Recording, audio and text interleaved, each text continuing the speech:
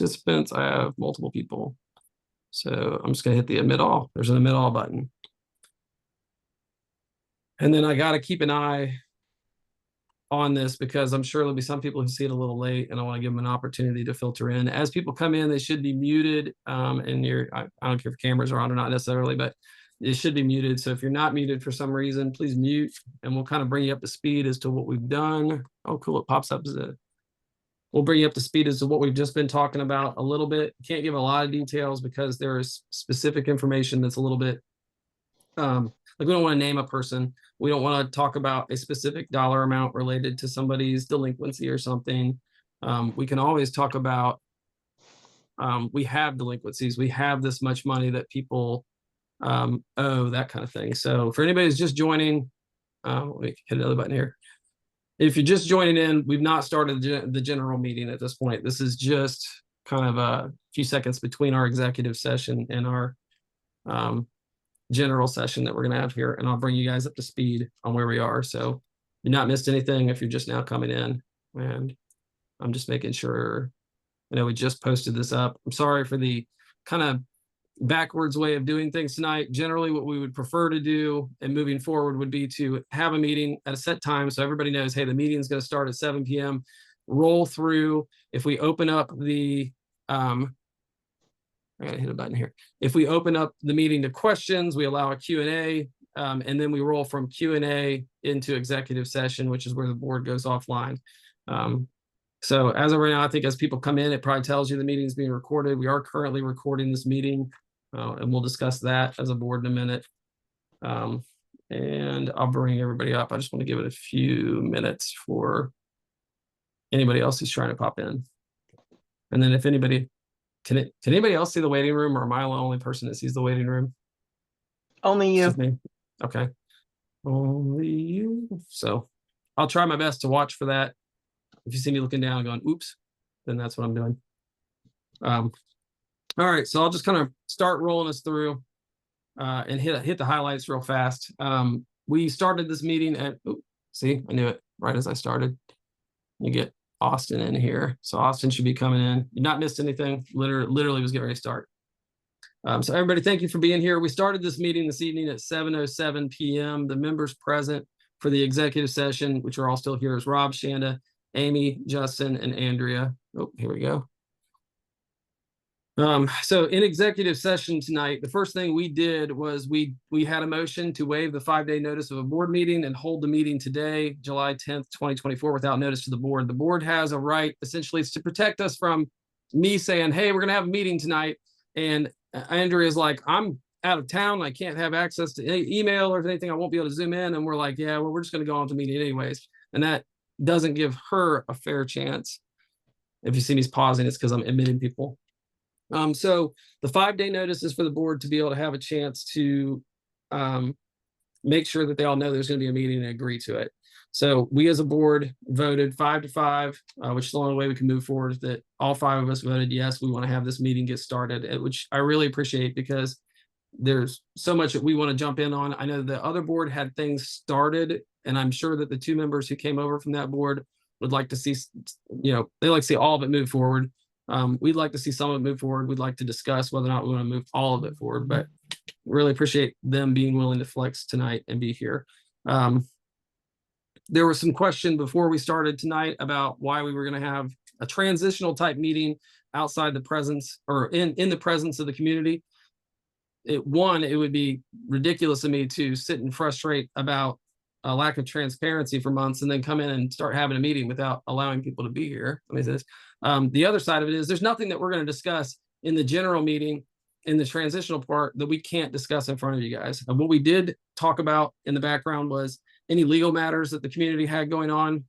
Generally speaking, just like any community or any company you would go to, if you ask them about a legal matter, like I said, we don't discuss pending legal matters. So we're not going to discuss openly pending legal matters. If you had a pending legal matter against you, the last thing you want is for us to just sit and name you. And I know some people are open to discussing it in the limelight. And I think the general policy of the board is going to be to just say, hey, we don't discuss legal matters like that in the public. If you want to comment, we'll give you a couple minutes or whatever. We also talked about some legal documents we have floating around. We discussed nothing. This is nothing that we can't put out there. Just delinquencies. I asked if the board had changed the threshold for delinquencies. I think Justin's talked about it in the past where it's somewhere around $600. We as a board are going to look at that threshold and see if that's still appropriate. And that's basically how deep you get into being behind on your assessments before we as a board before it starts to automatically trigger like a letter coming to your house saying, hey, second notice, and then eventually getting you to the lawyers. And the bad thing about the lawyers is the minute you go from owing the community $600 to the lawyers, you now tack on all those legal fees, like $900 in legal fees. And that's what you have to pay first. The lawyers won't let you out of it, which triggers foreclosure process, which foreclosure process for this purpose is different than taking a home, but it's just as devastating in many ways. So we currently have no foreclosures in place, no liens in place that we know of as a board. We're going to keep our eyes open. Hey, Darcy, I'm sorry you missed the first part here. We're just getting started though. We discussed the rules and regs. All we did was just ask, hey, did the rules and regs ever get registered? They said no. Essentially, they're waiting for the results of that vote that everybody was waiting on for the amendments. So I think as a board, we'll wait for the amendments vote to come through. There's no sense in commenting on something that's already been put through and may or may not even, move forward. Once we get the results of that back, then we can discuss that as a board and whether that was handled in a good way, a better way it could have been done, and what we can do as a board if we want to do something similar or not. And I think that's something we come back in front of the community for. All right, so I did have a motion. We have some annual meeting minutes that were prepared tonight and put together. Then I was advised that former Secretary Jen Tobin had prepared some meeting minutes. So we're going to get both sets of minutes over to our new secretary, Amy, and we'll have her handle merging those minutes, and then we will as a board approve those minutes and we will put those out to the community. We may have to ad hoc that just and that's just outside of the presence of the community where we say, hey, we approve the minutes, and then we'll reference that in our next meeting. Where else? I want to hit a couple other things, make sure I got it. So I want to quickly introduce who's on the meeting tonight and make sure we get everybody up. So if you guys want to unmute long enough to at least make your face pop up on the screen here, so that people know who you are. So you've got present with us this evening, Shanda Schwartz, Vice President. You have to make a words. Oh, hey guys. There you go. Sorry. Secretary Amy Shine. Hi. There you go. Justin Casey, our treasurer. Yeah, I'm here. I'm having the computer issues, so we lost him earlier. He froze. no, I'm here. A familiar face. And then we have also Andrea Cadillac, who is not an officer, which I'll quickly explain that, but Andrea Cadillac. Hello. There you go. Returning to the board. So real quickly, there's a difference between officers and board members. There are 5 board members. The community has to have at least 3. The initial pick was 5. That was by the original board, which the original board was technically the builder. The original board, when they transferred over, made the decision to elect 5 people for the size of the community. That's generally what works. Over the years, we've had questions about, can we make it more? Can we make it less? 5 seems to be a good working number for us. It's usually worked out well. So there's no reason to change at this point. It would change precedent. And I think most people are aware I'm a big fan of precedent. I think if we've been doing something for a long time, we should work hard on it. So we don't want to confuse people. Officers of the association are just like any company or any community, not any community, but any company, they have officers, and those are not necessarily board members. There are a couple positions that have to be a board member. There are a couple positions that do not have to be a board member. I got to admit another person here. So the way it works is you've got your elected board members. The community comes together and says, hey, we want to vote for these people. These people get elected. Once those people are elected, the board themselves decides who's going to be the president, the vice president, secretary, and the treasurer. They also have the ability to remove. So for instance, as the president of the association, if 3 or all of the board members said, hey, we're sick of you as the president, we've decided we're not going to have you, that they could fire me as the president and elect a new president, but they can't fire me as a board member. So that's how that works. President, and these are outlined, section 9 of our bylaws. The president has specific duties. Principal executive officer of the association, essentially they control the meetings and handle the movement of the meetings. They see that all orders and resolutions of the board are carried out, sign all leases, mortgages, deeds, and other written instruments, co-sign all checks and promissory notes on behalf of the association, which isn't necessarily practical for us to sign them because Justin doesn't normally sign a check. But if Justin's going to approve a check, I need to be also approving that as well. That way you have two people checking it. So if I say, hey, we're going to pay $10,000 to this company, at least Justin needs to know about it. The secretary or the vice president basically does everything I don't do if I'm not available. The secretary's main duties are to record the minutes, keep a record of votes at all meetings. She keeps track of things like motions. She's required to keep a sealed for stamping papers. We don't do that. She makes sure that the notice of meetings for the board and members are out there. And she, what's the other thing she's supposed to do? I feel like there was something else. Keeps appropriate records. Then you got the treasurer, main duties of the treasurer. He's supposed to deposit all appropriate bank accounts and monies association. Obviously, Justin just makes sure that's done. Make sure disbursements of funds are handled. Signs all promissory notes and checks. Like I said, we don't typically sign things. Those are co-signed by the president according to our rules. Keeps proper books of account. He makes sure that that's done mostly. And then he prepares an annual budget, statement of income, expenditures for the membership.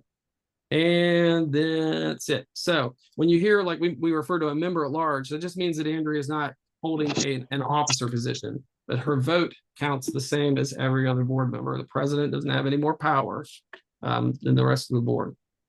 So that gives you an idea. If you've never really done anything with the HOA thing, if this is completely new to you, that's how that works. So we'll start banging right into some of the things that we want to run through. As a transitional board, 3 of us are new. I lost out on what happened on the inside workings last year. Shanda's been out since the first year, so she's been watching me over the years and the boards I've been on, but not a part of the internal workings. Amy is brand new to it, and then we've got the benefit of Andrea and Justin, who were here last year, who can kind of give us insight if we need to. What we won't do is discuss specifics that would cause ire or irk for any particular individual as best we can. So first thing I want to do is run through, there was a motion. Where's my motion?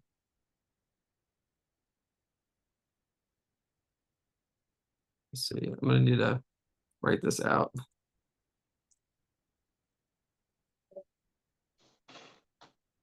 Because I left part of my forms behind.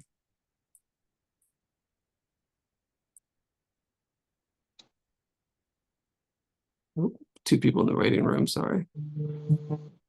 Get you in. If you're just joining us, all you missed was kind of a recap of who we are and the initial part of this is what we did earlier in executive session.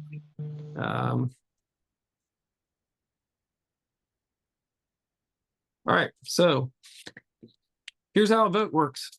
I'm going to make a motion. Then I'm going to open the floor to discussion amongst the board members. The board members are going to have in turn from, and I'll just run down the list I've got. It's going to go Shanda, Amy, Justin, Andrea, in turn to make a quick statement if they have a thought on the motion. They can also make a motion to amend the motion. So for instance, if I was to say, let's buy a new toilet for the pool and the new toilet's going to cost $50. I motion that we spend $50 buy a new toilet. And I go to Shanda and she says, that sounds great. And I go to Amy and she says, that sounds awesome. I go to Justin. Justin says, hey, in my experience, we're going to have extra money for that. It needs to be 100 in case there's an expense. I go, okay, restart. Motion to amend to $100. Good. We work around. So that's how the motions work. That's how we run through a vote. It's a quicker and easier way once we get it rolling. So motion to record all meetings and make those meetings available to the community. Shanda, discussion. No discussion. I'm in favor. Amy, discussion. I'm in favor. Justin, discussion. Yeah, I'll just kind of echo that our attorney advised us that as the meetings are recorded, they're discoverable evidence and could expose us to some unnecessary liability. So I'll have to vote opposed to the meetings being recorded as a necessity. Andrea, discussion? I agree with Justin. I would vote no due to two different legal firms telling us not to do it. On my point of discussion, I am on video all the time. I'm used to being discoverable. If you say something, you should be able to follow through with it. I don't have a problem with somebody coming back at a later point and saying, hey, I want to know exactly what you said. I also like the fact that you can read in minutes and say, why did they do that? And go back and listen to the discussion like this and put it together. Because if you just see a motion and it says pass or fail, you might be like, but why? So Shanda, any follow-up rebuttal to anything? Any comments? No comment. Amy? No comment. Justin, additional? Nothing additional. Thanks, Rob. Thank you, sir. Andrea, additional? Nope. Okay. Call for a vote on the motion. Shanda, Yes. Amy, Yes. Justin, No. Andrea, No. and I will vote yes. Motion passes 3-2. This meeting is being recorded. However, it was not initially, I mean, I didn't know if we're going to post or not. Now I will make sure it's posted. Let me go ahead and put admit. Okay. Moving on from there, let's break off into some of the other things here. On matters of policy, the board voted on July 8th to approve the release of contracts to the membership. That was a 4-1 vote, just to make sure that people know contracts will be available. What we did discuss was we will review the contract as a board. So for instance, let's say the pool contract, we'll review the pool contract and determine if there's anything in that contract which is going to expose the community to some form of liability or hurt. Now, it'd be easy to say, well, let's not tell everybody how much money we pay for the pool in our pool contract. If you put the contract out and it says we pay $30,000 at the bottom, then everybody will know. And then our treasurer goes out and tells everybody this year we spent $30,000 on a pool contract. So since we may not cross that, that may be one of those things, but the board will come back, have a discussion about those, and then we will make a potentially redacted version available. If there are redactions, we will explain why there's a redaction in another meeting. But that I know a pool contract, landscaping contract, towing contract, and contract with AMG. Are there any contracts any other members aware of that we have? Rob, will you Outside just of run through that list one more time? Yes, sir. Pool, landscaping, towing, and AMG, and that's outside of our lawyers that we may have anything with, because obviously that would expose what we're working on legally. So those are the new ones that we signed or re-signed in the last year. We're still under some contracts that were signed prior to July 23, like the BCS dumpsters thank you. contract. And yeah, we have a binder with an insurance company that's effectively a contract. So that's our insurance contract. And then is that the one that we give to people when they need to prove they have insurance? Is that what you're talking about? That's to prove that the association is covered by insurance. Yeah. Yes. Okay. Yeah, that's the one. That's one community members have to pay AMG for currently. It's crazy. Anything else? No. Okay. Got that.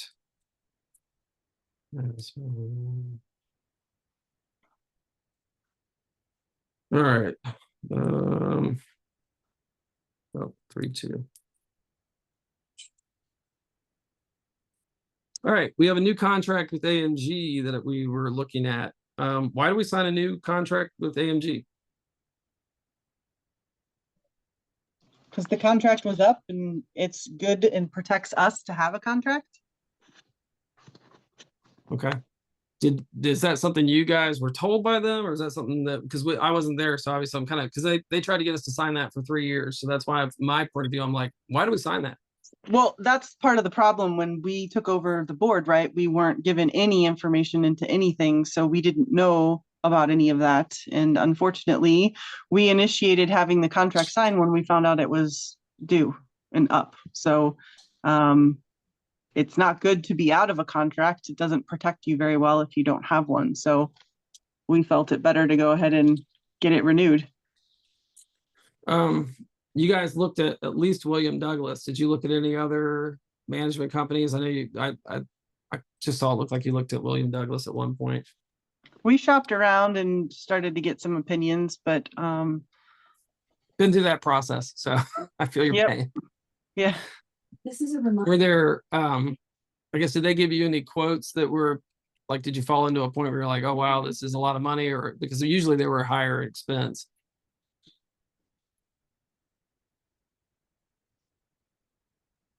I don't really recall that being an issue. Justin, do you?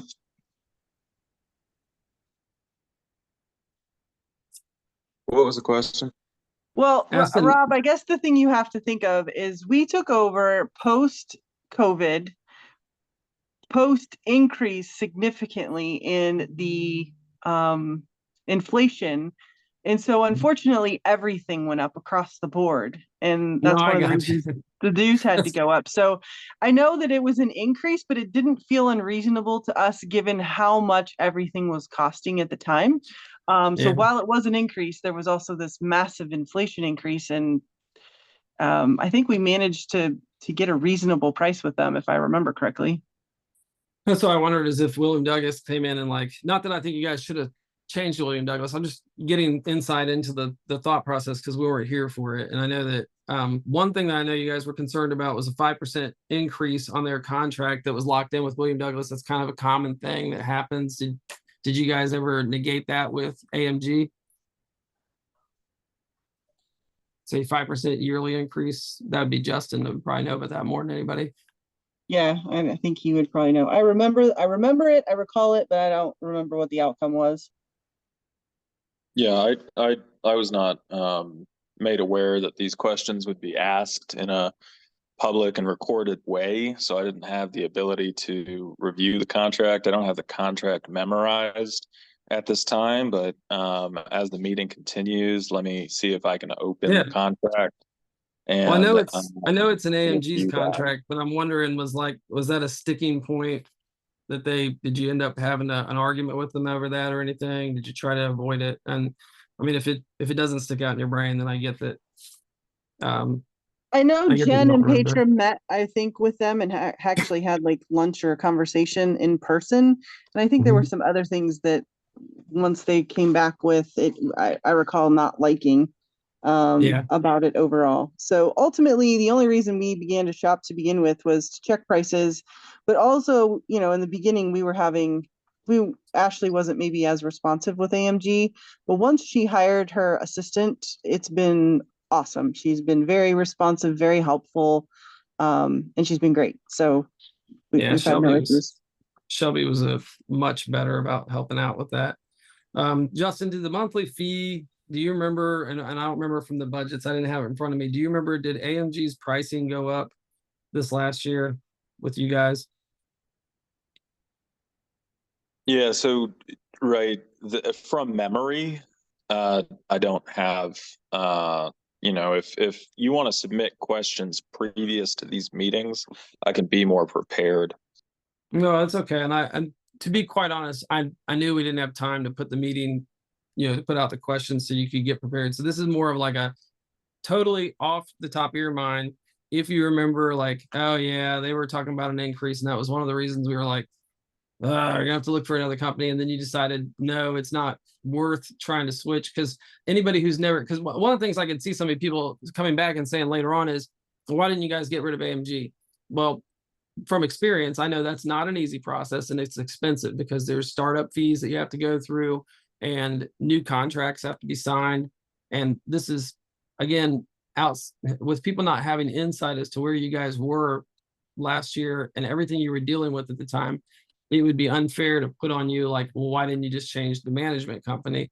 One thing that I don't know that you guys realize, and I'm kind of wondering if you've noticed or not, have you been getting any of your late fees from AMG since you signed the new contract? It's only been May that this contract got signed.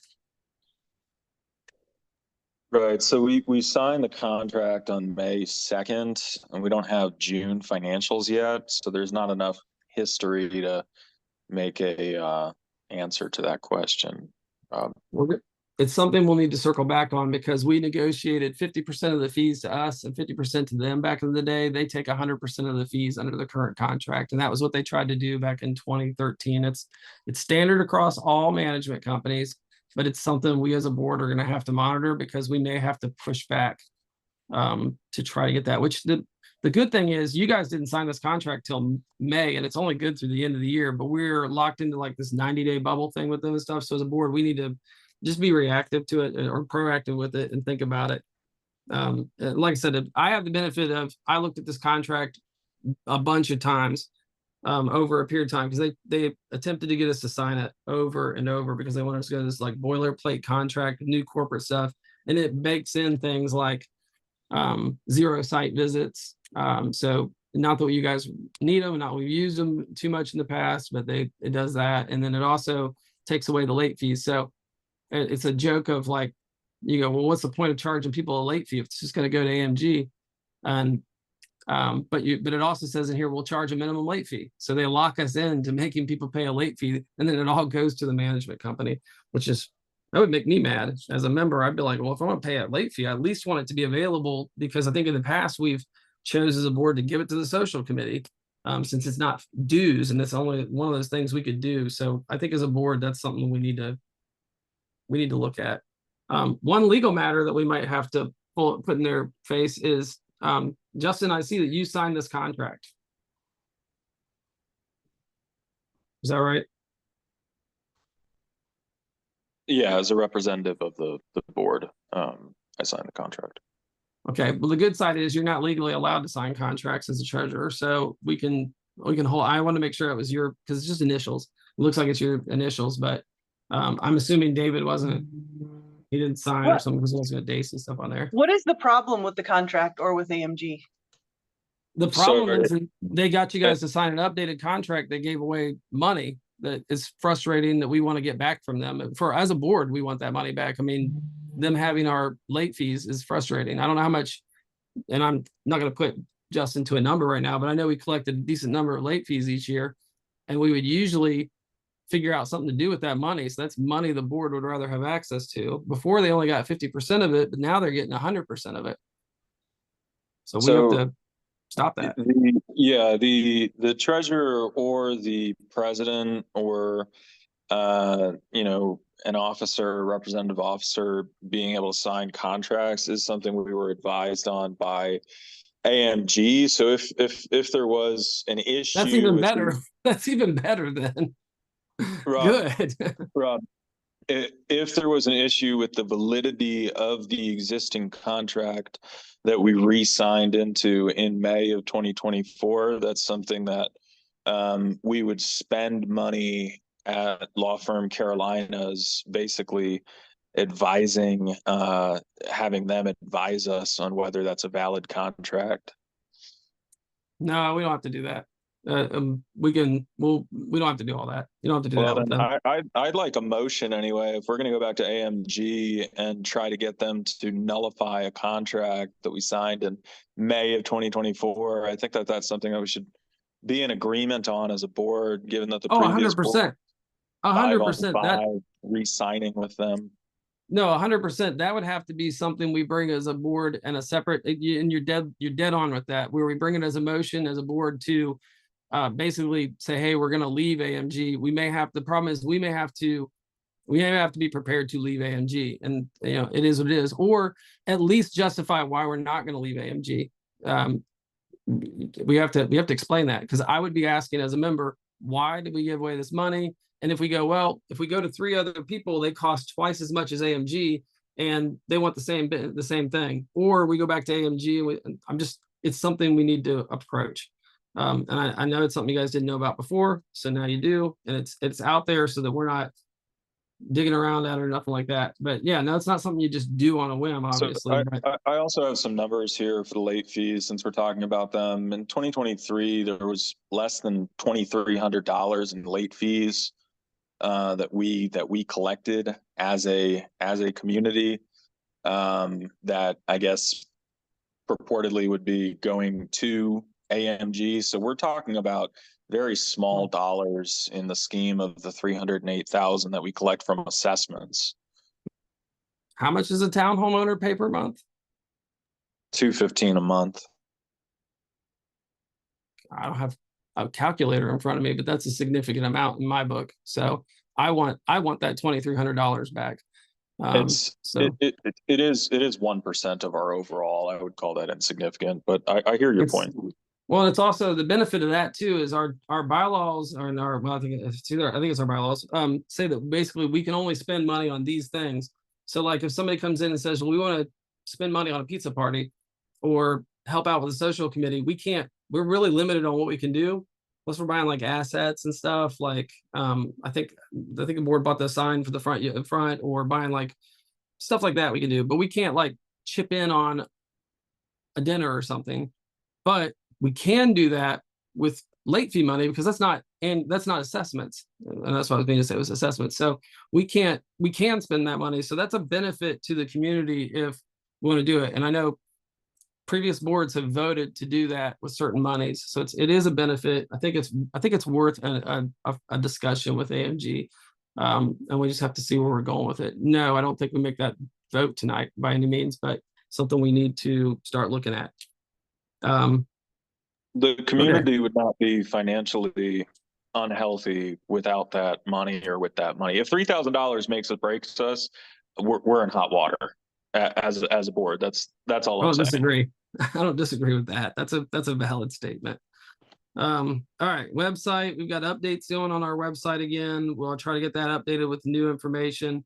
I have made sure that Andrea has access. Does anybody else want access to the website? You can each have your own login to go in, post a update or something like that. If you think you're going to want access, I'll set that up for you this week. Does anybody else want access? And this is board members, obviously. For now, I would no. like access. I don't know if I will officially need it, but if something happens and I need to post it, I think it's a good idea for me to have it. I think it's a very good idea. I'd But I rather figured have it and not need it. And your husband actually initially helped do a lot on that website, so I think you can handle it. And it's very simple. You could go in and add posts and stuff. If Amy, at some point, if you're like, I think I need access, or Justin, you're like, I'd like to be able to just throw up an update of some sort about finances or whatever, we'll show you how to do it and we'll give you access. It's super simple, but I just figured I'd note it tonight. Okay. Pool update. Let's knock this out of the way real quick. Andrea gave a quick update on the pool where she was talking about, I know you guys already gave updates on some work you did last year and everything, but she was talking about fobs. We're looking at the number of fobs people have issued to them and talking about how many should be, because the system's got a finite number of pool fobs it can have it anyways. And you have people who've lost fobs and new fobs gotten added. We've got a lot of fobs out there. So we are discussing reducing that number. Is that something you guys want to get on the table tonight? Andrea, you had a number and a thought? Yeah, I mean, I think we should limit it to 2 per household. We have people who've lost fobs or say they lost fobs, but those fobs are still showing as active. So I think if we're going to issue new fobs and they're going to pay for them, we should deactivate the old ones. Okay. All right, so let me put together a quick motion on this. So we make it just a policy of the board. Fobs, because honestly, we've never had like a good set policy on it of any sort. All right, so you get to play with how to do motions tonight. It's just kind of working out nice. Motion to reduce the number of pool fobs per home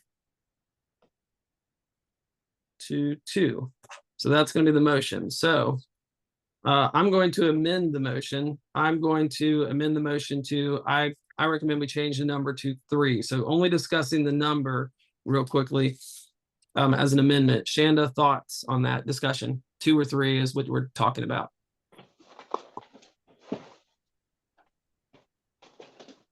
Shanda frozen? My audio cut out. There you go. Can you hear me? Yes, we can hear you. Okay.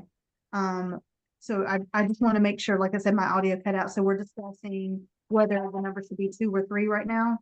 Yeah, not necessarily if the motion will pass or not, but if that motion passed right now, would you be more comfortable with 2 or 3?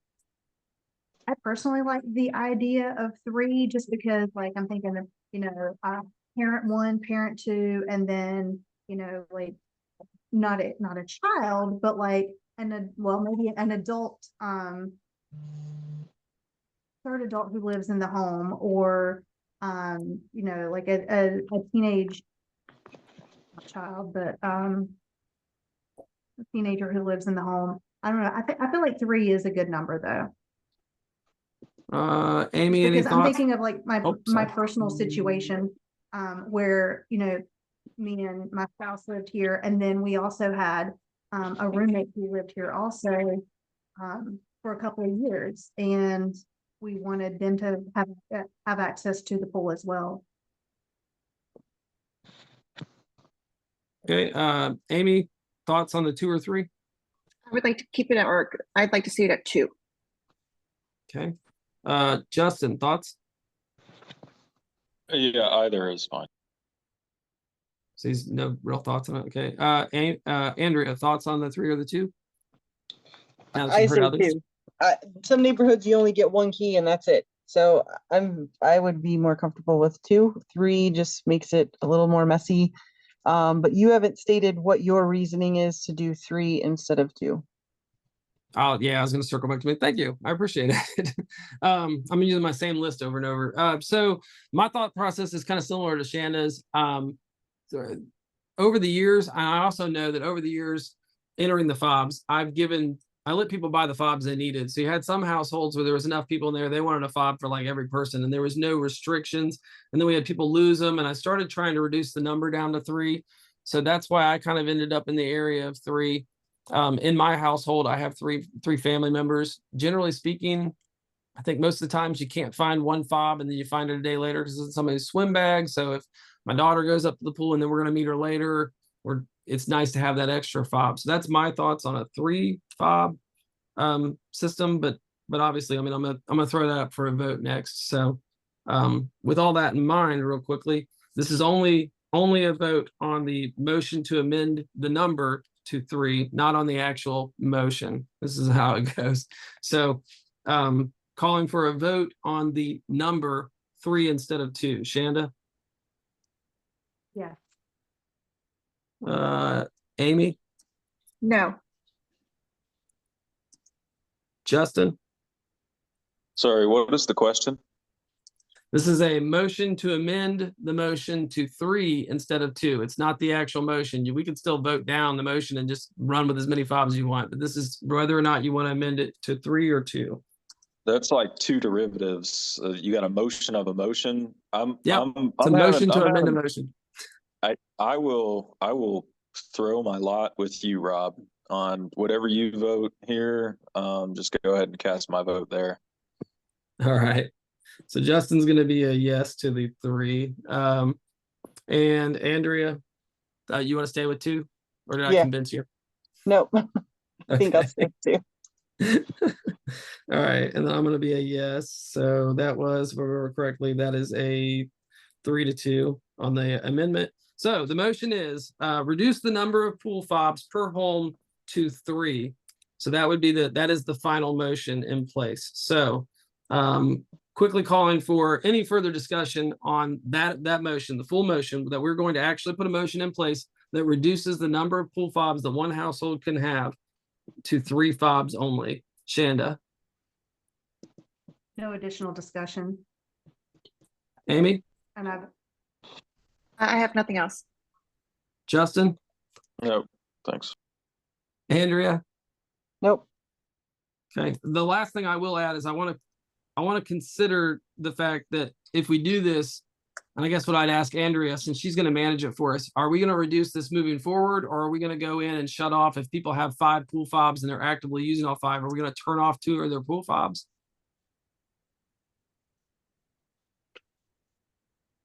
Or will we leave those open until they report them lost or something? What are your thoughts?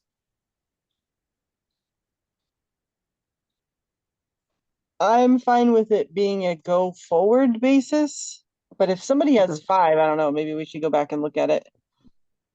I Okay, don't think so anybody needs 5 pool fobs. who knows what they're doing with them? I think that's a worthwhile question if you have multiples in there. Okay, so moving forward, then we'll do that. So, all right, I'm prepared for a vote. Then does anybody else have any other discussion before I call for a vote? 3, 2, 1. Okay.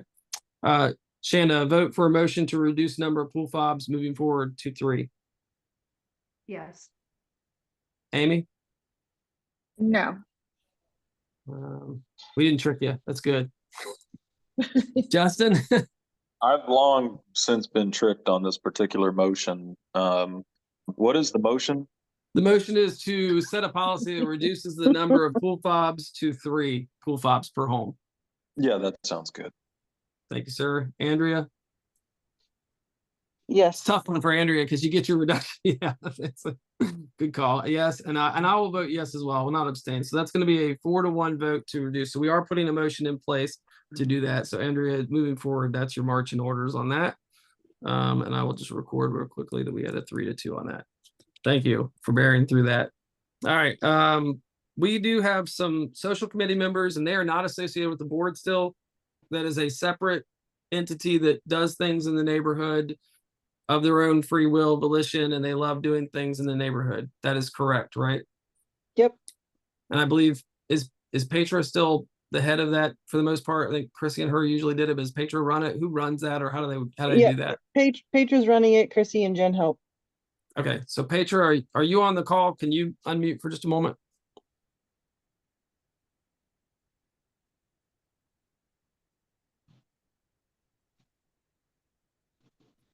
Is she there? I thought she was. I'm here. Chrissy's here? Petra, Okay. I'm here. I don't know why Petra hasn't unmuted. She's on. She might be. We've had struggles tonight, so we She feel the said pain. she's trying. It's not working. It's Okay. okay, as long as I've got a good representative from it. So I understand you guys have 24-hour pool fob access, correct? I'm not sure about me. I think Jen, Petra, and Chrissy do currently for Okay. social Got it. committee. We unmuted, sorry. We couldn't That's figure it out. okay. We're on our phone, sorry. It's okay. I've been fighting with it tonight. So you guys have currently 24/7 access, and I'm sure that the average person might be like, well, how come? Can you just tell us why that's beneficial to you? It's beneficial to us more for movie nights when we need to put stuff back. Get stuff out of the shed, Get put it stuff, back in. yeah, get stuff in the shed, out of the shed after 8 o'clock, because currently we had our, stop it, please. I'm sorry, my daughter is still awake. We had our, the current, I feel like the current fobs are 6 a.m. to 8 p.m. So when we were doing movie nights, They don't start till 9. they don't start until after 9. So we need to be able to get in there to get the movie screen and the popcorn and the power and It also We also allows, need- we also Yep. need to access the restrooms. Right. restrooms, allows little ones to run in and go and come right back out. yeah. And it's my understanding also that you guys have keys to the shed, so you can put away equipment and things like that and keep it safe. We did, and we just locked the shed not too long ago because we had noticed stuff was missing from the shed. So, and I think that was, we had reached out to Andrea, like, if we need to give those keys back, that's fine. But Andrea, while she said she's not part of the social club, she is 100% part of the social club. That's okay. But the So- entity itself is not a part of the board. Doesn't mean the board member is not a part of it. So yeah. Right. So, I mean, if we need to get everything out of there, that's fine. If we need to give a key to a board member, that's fine. Also, we had locked it because stuff started going missing. Is there any member of the board who has any issue whatsoever with them continuing to have the same access they currently have for the purposes that they're using it for? I don't have an issue. Is there any member of the board? Nope. Have an issue. Said you have an No issue? issue. I know it cut off. I know it cut off. That was funny. Okay, so there's no complaints about that. So I don't see any reason to change that. We just thought we'd make sure that we know. So if somebody sees you guys up there doing something, they're not like, well, what are they doing? Do they, they have a legitimate reason to be up there, and there's no reason to take that away from them. Okay, thank you very much. Yeah, No, and we we're can give Andrea a key too, because I think the only thing that's in the shed right now is the pool cover. So we can make sure a board member has a key to be able to access anything the pool people need. Cool. Yeah, no, that Yep. works. And I will okay. I'll try to go in tomorrow and update the new board members' access to have full access as well. Oh, thank you. That was, yeah, Yep. that was something we mentioned earlier. This is all stuff we kind of talked about earlier, but I just want to make sure we hit it again. Okay, and the cameras, you got the cameras all fixed up there. Those are shared with law enforcement if needed, that kind of thing. They're not, nobody sits and monitors those. And they're not like high res zoom in on people or anything like that. We specifically picked the kind of cameras we picked when we did. So, but Andrea, you let me know tonight that you guys finally got that camera fixed, and that's been a pain. So good job. Yep, we now have full view of the pool and the gate. Okay. Justin, the only thing that you probably are like, I can talk about, and I don't want to drag you through the mud too deep tonight on talking about it because it's a longer issue. I think we should have a budget meeting, but budget wise, I know you just gave your update on the budget. Did you guys do anything to follow or review the 2023 reserve study when you guys were doing any of your budgeting? It didn't really feel like it, but I don't know if you're like, oh yeah, absolutely, or we didn't really pay attention to it. Yeah, so we took the 2023 reserve study categories into consideration. The dollar amounts in the reserve study itself suggests that those amounts are estimates. And so whether or not the amounts were not amounts that we pinned the budget to, but as far as the category and the spending, yes, absolutely. And we've actually made multiple decisions on the reserve study. For example, the pool cover that we bought was in direct response to the reserve study, which said that we should resurface the pool this year. We consulted with our pool vendor, being CPM, and we asked them, do we need to resurface the pool this year? And they told us, no, you have another several years on the pool. So it was clear that the reserve study was using an estimate of a standard 10-year useful life on the pool resurfacing, but in consultation with vendors who are, draining the pool and walking in the pool and inspecting the surface of the pool, it became clear that we would not need to incur that particular expenditure in that particular year, as well as the dollar amount in the reserve study for the resurfacing was about $52,000. And the quote that we got back, if we did want to go through with the resurfacing, which of course we didn't this past year, was about $60,000 or even $64,000. So the reserve study is absolutely something that we look at in terms of when the expense might need to be incurred and as a rough estimate of what the expense might be.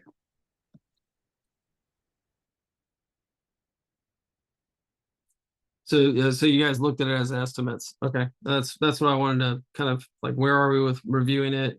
Not knowing if you guys kind of looked at it or didn't look at it. And you're right. It's all estimates. There's an engineer that comes out, does that study, goes around. For the community that doesn't know what it is, a reserve study is something that we can do, we choose to do, and it's a good thing to do. We have people come out and do a review of the community, and after a review of the community, they come back and say, hey, if it was your house, they say your car's going to need a new car in 5 years, so you're going to need to save this much money to replace that car. You need a new refrigerator in 3 years, you're going to have to save this much money per month to buy a new refrigerator. And then they estimate it. Well, your car lasts 10 years instead of 5, so you get ahead of your reserve study, which is good. If you start setting aside money on a plan of in 5 years I want to buy a car, 5 years rolls around, you don't need to buy a car. That's good. That puts you ahead and can potentially reduce problems, if other expenditures come up. That's kind of the way the boards have operated over the years. So we'll have to kind of talk about how we're gonna look at our budget. And then it looked like you guys, I know the answer is, but essentially, I know the previous treasurer, which is Eric, and I know that there's a lot of Eric and Rob anger, but Eric had put together a reserve or a budget plan for moving forward in 2024. Did the board review that budget plan at any point? Did you guys even consider it, or was that just? Yep.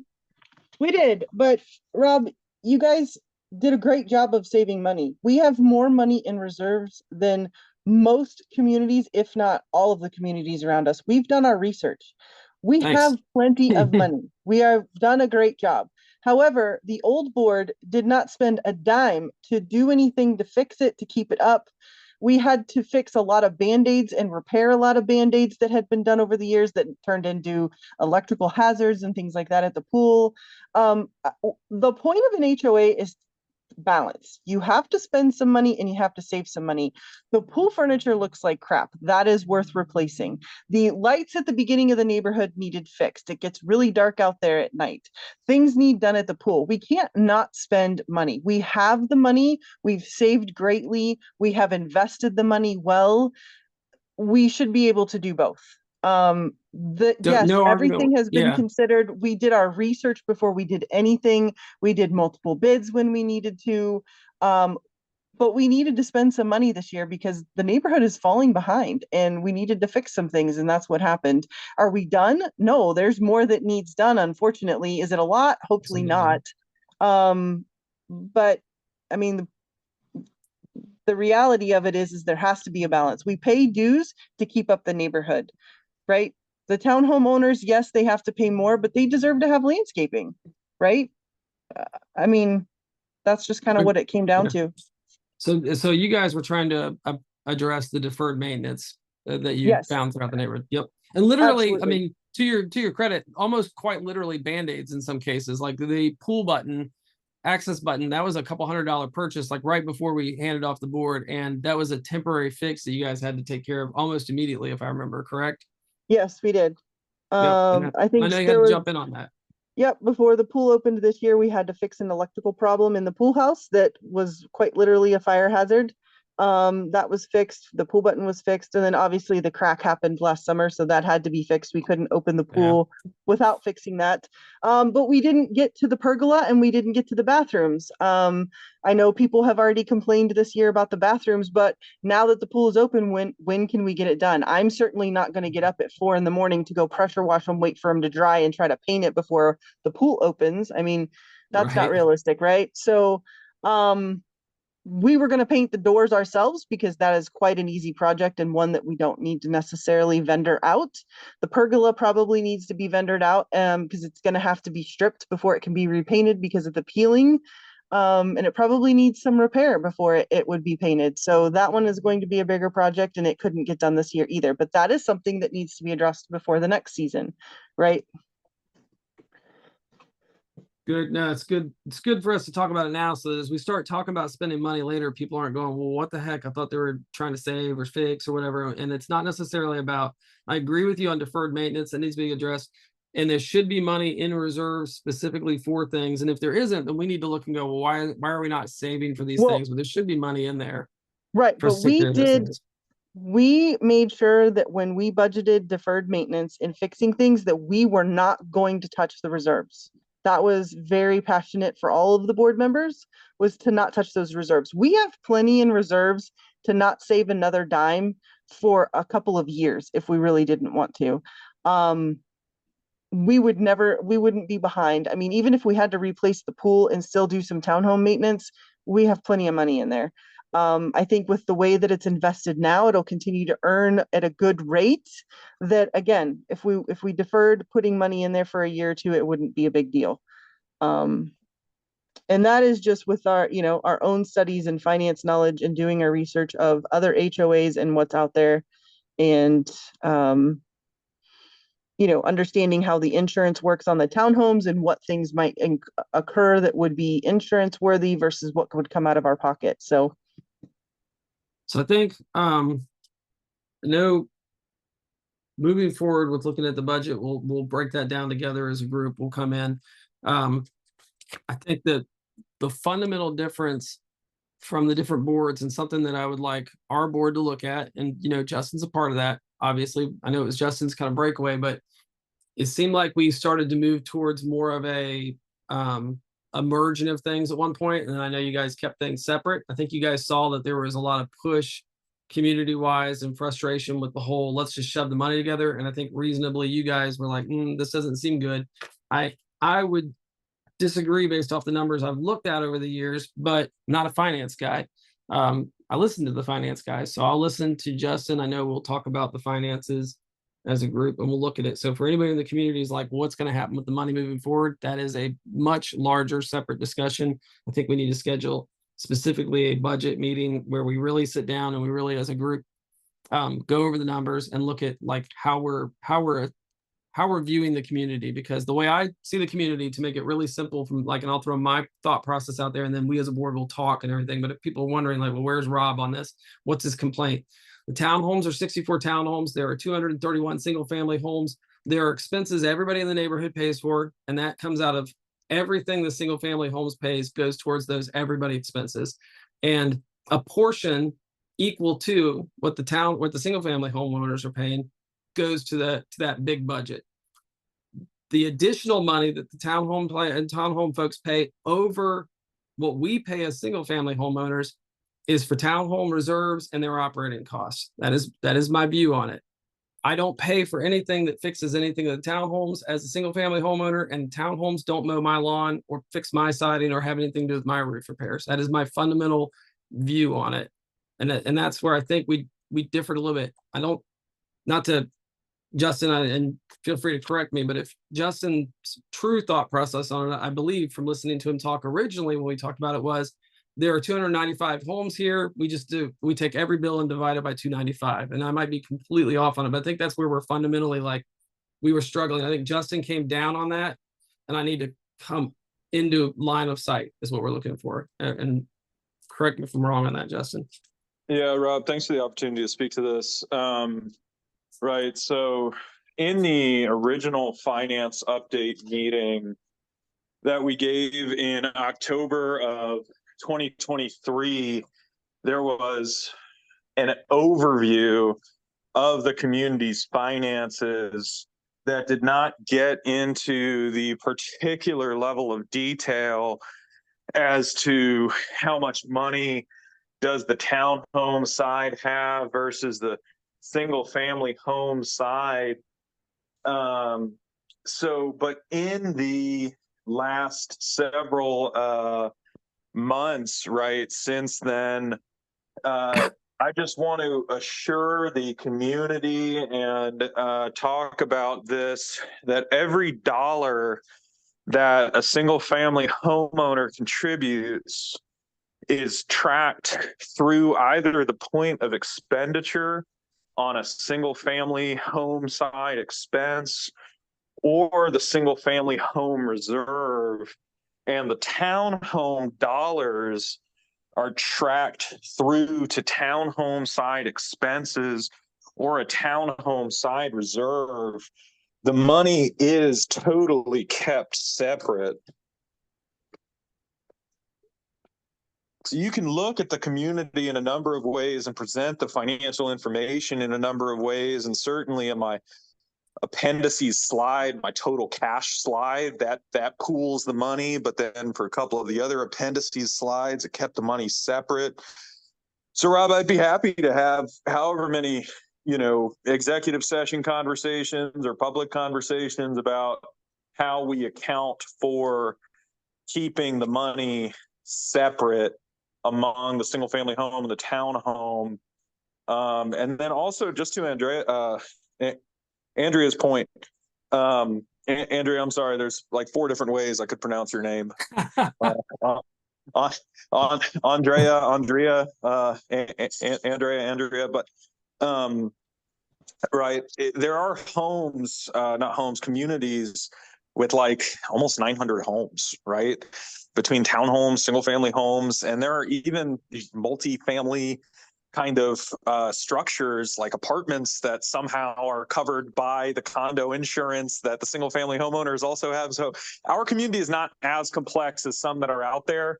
And also the townhome side and the single family home side are kept separate from the point of contributions through the point of either expenditure or that money not being expended and therefore ending up in reserves. So the good side of it is, and I think one thing I know that was asked of me was, do you do a monthly budget tracker anymore? Monthly budget tracker? We get the monthly financial statements from AMG. Are you referring to a separate document? So I know that in the past, Eric kept something that he would bring and review with the board the best he could on a monthly. He's usually frustrated because they were usually behind with keeping him up on it, and he would go through and look at where the budget was going monthly, where the dollars were hitting. Are you trying to keep up with that? I know it's a lot, so that's why I asked, like, just what are you doing? It's not a lot. It's just a document that AMG sends us that has the budget to actual for the current month and for the year as well. So yeah, absolutely. We absolutely track the budget to actual throughout the year. We got years ago, we had somebody in the neighborhood who noticed doggy bags on there. You guys ever see any doggy bag stations around our neighborhood? But they charge us for doggy bags. So that's why, and we got caught in the middle of a meeting. Somebody pointed that out. I was like, oh, wow, look at that. So looking for errors. Absolutely. There is more than that source as well. That, I mean, we have access to the First Citizens bank account, looking at the expenditures through there. We have access to Strong Room, which is a payable software that AMG uses. Quarterly, at least, we get the GL detail. So there's a lot of ways that we can look at exactly where the disbursements are going and the vendors that are charging us. And I will say, since July of 23, we haven't had a doggy bag charge. And that's a good thing to keep out there, and it's funny because we look at the numbers and we looked at everybody. I think at the time it was Sydney that had the budget. He looked at the budget. We looked at the budget. Everybody looked at the budget. And then I remember sitting there with one of those monthly sheets, was looking and goes, "How come we bought doggy bags? Where are the doggy bags?" And then AMG had to pay us back for the doggy bags. It wasn't a huge amount, but what did we miss before that? So that's why I asked. And that's good that if that's what you're looking at, the community knows that. And I think the overall, and again, I'll kind of wrap up the budget discussion. It is important because we have a good thing. We have the benefit of somebody who's never served on the board. We have the benefit of two people who have served on the board, and we have the benefit of two people who just served on the board. And it's a mix of two different factions that started to form within the neighborhood. I hate that. I know it did, and I know I'm a part of making it happen, but I don't generally hang out with people in the neighborhood. I don't have a bunch of friends throughout the neighborhood that we go sit on a porch or anything like that. Like, I am not out in the community on a daily basis talking to somebody and like rallying people up. Literally, the conversations that happened this year were solely from Facebook.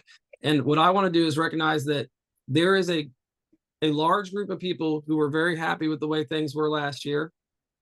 There are a large group of people who are very unhappy with the way things looked like they were being done last year. And what we got to do is find a way to make sure that the people who didn't know what was going on feel like, okay, I know what's happening, and make sure that the people who saw you guys doing good last year don't go, well, everything's over. That was our one chance. So we've got to find a way to merge it through. The numbers are going to be a big thing. And we as a board need to be convinced together in front of everybody that this is the best way to spend the money so that we don't run into that situation again. It doesn't mean it was better in the past, because I want to do a little more upfront than we did in the past. But I guess I'll just kind of, is there one thing I want to throw out? Is there anything else from board members that you guys would like to go ahead and discuss this evening? Just put on the table. It's been a long board meeting. You guys are rock stars for being even willing to be here and kind of getting caught. I know it's beating up on the last 12 months. We could spend 3 meetings beating up on the last 10 years prior to that. So no harm, no foul there. And I appreciate you guys taking the beating, but neither of you are wrong. So there's no reason to feel like you're attacked in any way. Like nothing you've done is wrong here. It's just a matter of us explaining like what happened and why. So before I close, is there any board member who wants to like throw something else out that they'd like to talk about tonight? Shanda?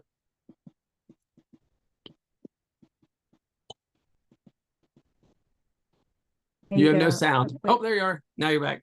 You got audio. Okay, I just want to make a note that some of the things that have been said tonight by Justin contradict things that he said back in the October meeting about the budget. Well, and that's probably why it's worth us as a group here sitting down and saying, let's talk about it. Let's really nail it down. And I would, in fairness, I've prodded so much tonight that I don't want to just like keep prodding. So, but it's a good point. I feel the same way. I feel like there's some contradictions, but it also could be because there's decisions that were changed between then. So that's what we have to get a little deeper into. Amy, anything? I have nothing. Okay. Justin, anything you want to throw out, man? We did not have a budget in October of 2023. And we created the budget in November of 2023 in response to a lot of the feedback from the October 2023 meeting. In the budget, in the paper copies of the budget that the community received, it does break out the townhome side and the single family home side. Those are separate columns. As well as I'm not a very big posting things on the website, kind of not very key on that, but I'm sure that there's a copy of the budget out there on the website, but I can also send it. It does delineate what's a townhome side and what's a single family home side expense. So that's a conversation I look forward to, continuing going forward. Yeah, I would second that. Justin isn't contradicting anything that was said or done after the fact that we made the budget later, and then everything was mailed out for everyone to see, to be very transparent on what we were doing. We answered lots of questions for people that had questions, and he has done a phenomenal job with the finances, with keeping everything in check and making sure that nothing has gone awry. So kudos, Justin, for the work that you have done. You really have done an excellent job. And Andrea, I appreciate it. Last thing I'll say is I did make a couple of points that we are still one housing association. We're Almond Glen Owners Association, Inc. If we ever got hit with a lawsuit that ran into the hundreds of thousands of dollars, right? It's not single family home money or townhome money. It's Almond Glen Owners Association, Inc. money. So I think that might have been the point that stood out to people. But every dollar that is contributed, if I contribute $1 to the association, or if Andrea contributes $1 to the association, at no point do those dollars cross paths. They're tracked from the point of contribution through expenditure. Yeah, I think that kind of wrapping up the discussion on it for tonight. I think that my concern is just making sure, and again, not a finance guy, so I need it. I like it in crayon, big letters, crayons, numbers, make it simple. And I'm joking to some degree, but for real, I don't think it should be so complicated that everybody in the neighborhood, for the most part, can understand it. There's always going to be somebody who, no matter what you do, they'll never get it. But if I can understand it, generally, I'm at the 3rd grade math level here. Keep it simple. So I think if it's explained in a way where I look at it and I go, we're good. But what I want to make sure is that if Justin lives in his home for 10 years, we're not coming back looking for assessments, because we as a board will never be able to get an assessment. I don't care if I'm on the board 10 years from now or not, we will never be able to get an assessment passed. And we're going to prove that when we don't get these amendments passed soon. So we'll see where that goes. But that all voting is pretty much done. If people got it through, still got a few more days to do the voting. Prove me wrong. If we even got 222 people to respond, guys, I'll be blown away. So as a long-term board member, I'm so terrified of assessments, not necessarily because I'd have to shell out $500 for a problem, but because I don't think we'd ever be able to get it passed through. So we have to be prepared for. We had one board member who voted to do a 3% raise on cost of living in the townhomes because she's a town homeowner and she really did not want us to do it. It was gonna be a hard hit. So we finally said we should do 6% because of COVID stuff like Andrea talked about. We saw it coming. We're like, we should do 6%. There's a lot of predictions, 6-7%. Finally, the board acquiesced and gave her 3%. She put her home up for sale a couple months later, moved out of the neighborhood with that lower amount. So that's what we want to avoid, is that somebody lives here in the neighborhood with a lower amount, not worried about the future because their home doesn't matter. So, because if you're only going to live here for 5 years, you don't care if we're paying dues or not. And we want to make sure that we're building out for that long term, because I'm not selling my house anytime soon, much to the dismay of many, but not to the dismay of the majority, fortunately. So, and I want to point out something. We lost one of our board members who was elected. Jen was elected, and I'm not sure if Jen was here tonight. I went to Jen and I asked her to please stay on the board because she was going to walk. She was like, she had a lot going on anyways. She's like, you know what? I've changed my mind. And I asked her to stay. She could not do it. Andrea, I know, was having kind of the same thoughts. And I asked Andrea to please don't leave, because we would lose that last year. And it's not easy. It is a very difficult transition. When they came in, I felt very personally attacked and frustrated. And I was done last year. So I was probably very difficult to deal with as they came on. So they didn't come to me very often. And that left them in a pocket of problems. So I get that. I didn't want the same problem. So I asked Andrea to please stay on. This is not an easy meeting to be at tonight, because they're it's almost like being on outnumbered right now. They're in a bad spot. It's tough. They're explaining things from last year, but they're explaining it well. And that's what we want, to give them the opportunity to say, hey, what did the board do? Speak for the board and help us understand so that we can kind of merge these factions. So I very much appreciate Andrea staying. Jen was ready to pass her position off. She intentionally said, I want it to go to Justin. We as a board had the ability to vote for anybody we wanted to join the board. We specifically and intentionally chose to ask Justin to join the board. Please stick around. She resigned. We voted for him to come on the board, and we asked him to be the treasurer again, because it would be unfair to have him voted off. He leaves, and we just sit here and beat his numbers up with I don't even get insight into his thoughts. So we very much appreciate that you guys have both been willing to serve. Amy, same thing to you. I'm so thankful to you. Shanda, I'm so thankful to you. And I'm sure the community is too. So I think I'll close there with that. If anybody else has got any better closing words, you're welcome to say them. And then I will stick around. We're not gonna do a question and answer forum or nothing, but I am willing to stick around beyond this meeting. The rest of the board members, you're welcome to leave. You can stay. I'll close the meeting as soon as I just have any last words from anybody on the board. Rob, not to speak over a closing statement, mine certainly will not be. It just, anytime anyone on the board, or even any community member for that matter, wants to sit down with me and look at the numbers, we can do that. I'm happy to do that. Very much so. So I'll just extend that. Thanks, Rob, for your kind words as well. Thank you, sir. Anybody else? Thoughts? Last words? Shanda? We have to give you a second to get your audio. There you are. Now you're. I just want to thank Justin for that, because I think that would help clarify things. So thank you, Justin. And I appreciate all the members of this board. Amy, any thoughts? Anything you want to throw out? I have nothing. Andrea, you get the last words. You got to say something like meaningful. I got nothing. All right. Well, then we'll close it on we got nothing. So the meeting will go ahead and adjourn officially as of it's 8:53 p.m. So troopers all together, because they worked all day. I worked all day. People who are here tonight worked all day. From here, meeting is adjourned. We're closed. Is there anybody from the community, if you could, like, I don't know, is there a raise your hand thing? You can pop in and say, hey, I'm here. And if something you'd like to throw out, feel free. But we'll listen. I don't know that we'll have a response, but because the board meeting's done, we can't do any business.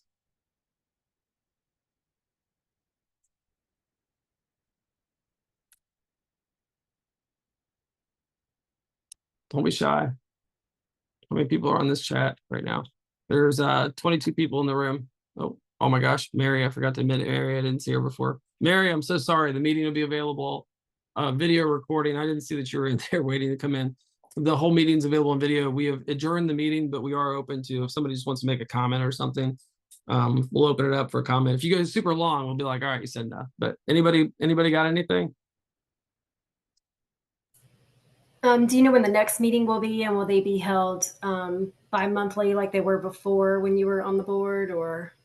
That's a fantastic question. Thank you. Yes, the meetings will be held on the board actually discussed that. Meetings will be held every other month on the second Monday of the month. They will be recorded and available.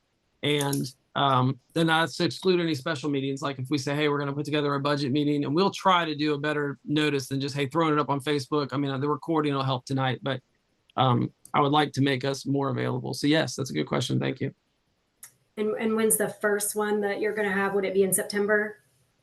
Let's see, where are we now? We're in July, August, September. So technically it should be September, but I would look to see us prior to that. Hopefully the board can agree to come together for like specifically a budget meeting for Justin to have a chance to, basically want to put his feet to the fire and give him a chance to say, hey, hear me out and try to bring us around on it. So I think you'll see us before then, but yes, September, second Monday.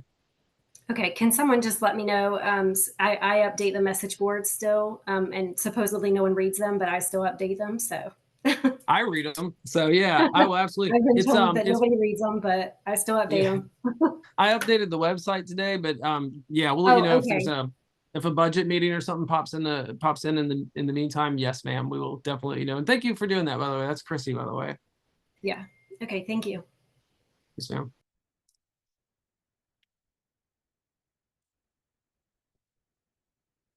Okay. If there's nothing else, I'm going to go ahead and pop out. I really appreciate everybody being here tonight. And thank you again to the board and being willing to take the heat for the two of you. That didn't mean to put it particularly on you, but you guys got the most information. So thank you for that. Everybody have a great evening.